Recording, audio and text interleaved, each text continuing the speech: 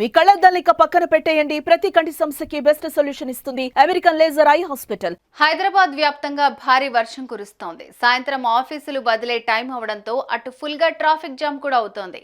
బైక్లపై వెళ్లేవారు ఎక్కడికక్కడే ఆగిపోతున్నారు. వర్షం దంచి కొడుతూ ఉండడంతో ఇళ్లలో ఉన్నవారు బయటకు రాకపోవటం బెటర్ అంటున్నారు వాతావరణ శాఖ అధికారులు.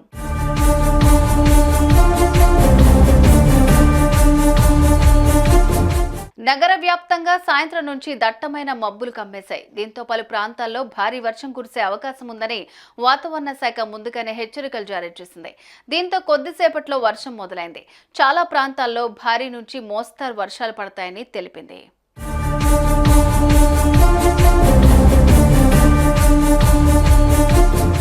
నగరంలోని సుచిత్ర, గుండ్లపోచమ్మపల్లి, బహదూర్పల్లి, సూరారం, కోంపల్లి, చింతల్, కండ్లకోయ, కృష్ణాపూర్, దుండిగల్, గాగిల్లాపూర్, గౌడవల్లి, మునీరాబాద్, డబిల్పురాలో ఒక్కసారిగా కురిసిన వర్షంతో వాహనదారులు తీవ్ర ఇబ్బందులు ఎదుర్కొన్నారు.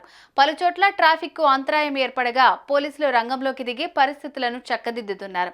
ఇదే పరిస్థితి మరో 2-3 గంటల వరకు కొనసాగుతుందని, రాత్రి కూడా వర్షం పడే అవకాశం ఉందని వాతావరణ శాఖ వెల్లడించింది.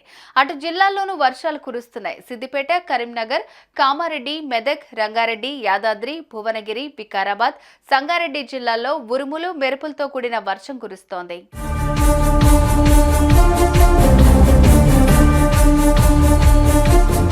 ఉత్తరాంధ్ర, దక్షిణ ఒడిశా తీరాలను ఆనుకుని వాయువ్య బంగాళాఖాతంలో ఏర్పడిన అల్పపీడనం సంగతి తెలిసిందే. దానికి అనుబంధంగా ఉపరితల ఆవర్తనం సముద్ర మట్టానికి సగటున 7.6 కిలోమీటర్ల ఎత్తు వరకు విస్తరించి ఉందని వాతావరణ కేంద్రం పేర్కొంది. ఆవర్తనం ప్రభావంతో పలుచోట్ల భారీ వర్షాలు కురుస్తున్నాయి. ప్రజలు మరింత అప్రమత్తంగా ఉండాలని వాతావరణ శాఖ అధికారులు సూచించారు. అవసరమైతే తప్ప బయటకు రావద్దని హెచ్చరికలు జారీ చేశారు.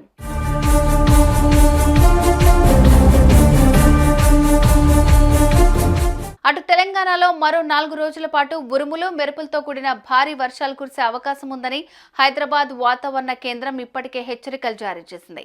ఈ 4 రోజులు చిన్నపిల్లలు, వృద్ధులు బయటకు రాకపోవటం మంచిది. అటు ఉద్యోగులు కూడా కుదిరినంత వరకు వర్క్ ఫ్రం హోమ్ చేసుకుంటే బెటర్. మళ్లీ వర్షంలో ఇరుక్కుని ఇబ్బంది పడాల్సిన పని ఉండదు.